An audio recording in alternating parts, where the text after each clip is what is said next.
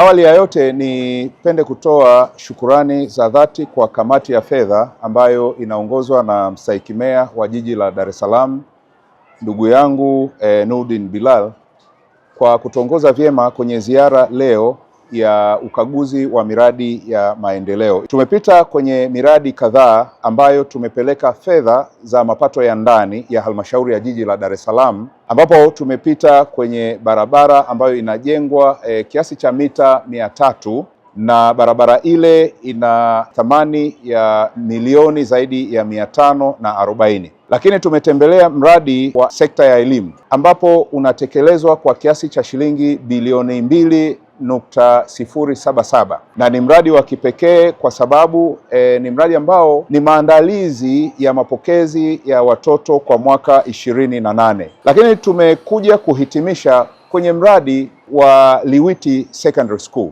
Ni kati ya mradi ambao kimsingi kwa mwelekeo huo wa serikali wa maandalizi ya mapokezi ya watoto kwa mwaka 28 ni mradi ambao unatekelezwa kwenye maandalio hayo. Nichukue nafasi hii kwanza kumshukuru na kumpongeza mstahiki meya wa jiji la Dar es Salaam, kuipongeza kamati ya fedha ambayo kimsingi tumeambatana nayo hapa na mimi nikiwa katibu, lakini kulipongeza baraza la madiwani pamoja na naibu meya kwa maamuzi ambayo wanaendelea kuyafanya. Yako mambo kadhaa ambayo kimsingi tumeyaona na kwa maelekezo ya mstahiki meya na kamati yake. Moja ni kuhakikisha miradi inatekelezwa kwa wakati, ndani au kabla ya wakati. Lakini la pili, kuzingatia ubora, na hili tumeendelea kuliona baada ya kufanyika ukaguzi wa kina kupitia wahandisi wetu wakiongozwa na mhandisi wa jiji la Dar es Salaam, kuona namna ambavyo miradi hii inatekelezwa kwa viwango. Sasa nichukue fursa hii kuendelea kutoa wito kama ambavyo mstahiki meya ameendelea kutoa wito kwa wakandarasi kwamba wanapopewa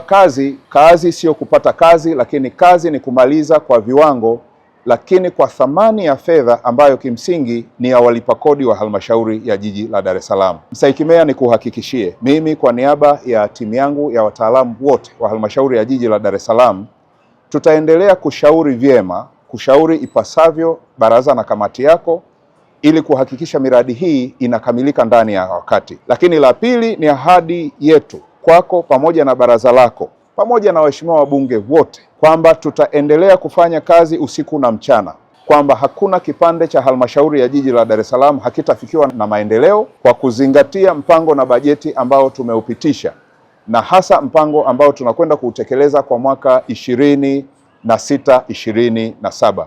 Kwanza niendelee kumshukuru pia Mheshimiwa Rais kwa fedha zote ambazo anatuletea sisi katika halmashauri yetu ya jiji la Dar es Salaam zinazoenda kutekeleza miradi hii ya kimkakati ambayo na sisi kama halmashauri tunaunga mkono juhudi zake, kiongozi wetu, rais wetu, kwa kufanya yale ambayo yeye anatarajia kuyaona kama miradi hii ya kimkakati ambayo mkurugenzi amesema. Tumepita katika barabara, tumepita pale katika kituo cha polisi ambacho kinatekelezwa pale Bonyokwa. Tumeona shule ya kwanza ambayo ina elevator na ina viwango vya kidunia. Lakini pia tuko hapa ambapo kata ya Liwiti tunaona mradi mkubwa ambao unatekelezwa. Kiukweli halmashauri ya jiji la Dar es Salaam, niwahakikishie wananchi wote wa jiji la Dar es Salaam, tumejipanga kuhakikisha miradi yote ya kimkakati, huduma zote za msingi kwa wananchi zinawafikia, kiwa shule, barabara, maji na miradi mingine yote ambayo inakwenda na inatekelezwa katika halmashauri yetu ya jiji la Dar es Salaam.